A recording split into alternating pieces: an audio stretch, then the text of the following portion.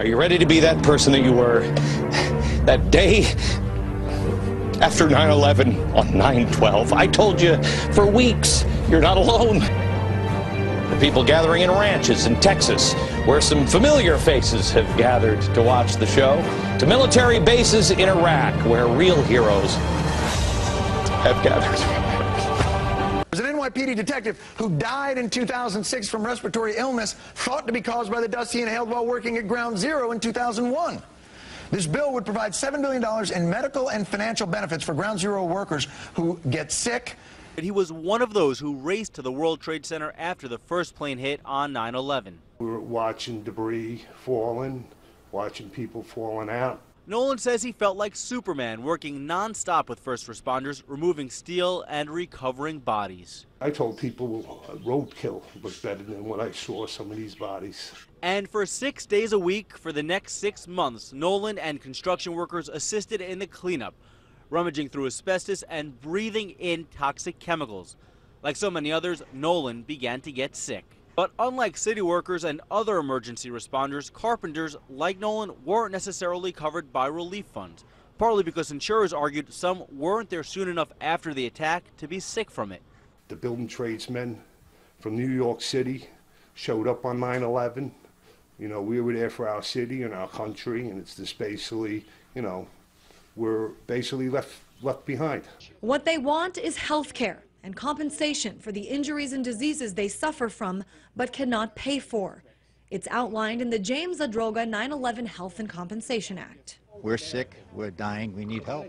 This is the second time the bill has come to Congress. The first time it was defeated back in late July, with all but 12 Republicans voting against it. They called it a slush fund. So this time, first responders say they're taking the issue into their own hands. 233 is that way. Right now, a $6.2 billion bill to treat sickened 9/11 rescue workers is being held up and in danger of not passing. The bill must make it through the Senate as soon as possible if it has any chance of making it back to the House for final passage. The bill was first blocked by the GOP, then stalled by a need to pass the START treaty first, since it's a top presidential priority. We're going to talk about this a little later on, but when you have enough time and money to pass shark preservation bills, you think you might have the wherewithal to figure out how to help those 9/11 responders. That's the way I'm looking at it. Just find the money somewhere to offset it. Well, I have an idea what we can do. We can close the tax loophole that makes it so our biggest companies, well, some of them anyway, don't have to pay any of their taxes.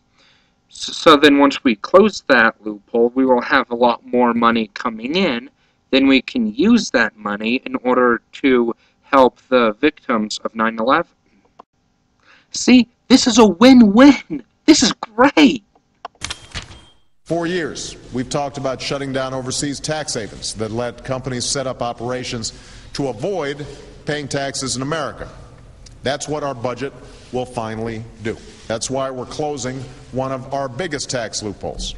It's a loophole that lets subsidiaries of some of our largest companies tell the IRS that they're paying taxes abroad, tell foreign governments that they're paying taxes elsewhere, and avoid paying taxes anywhere.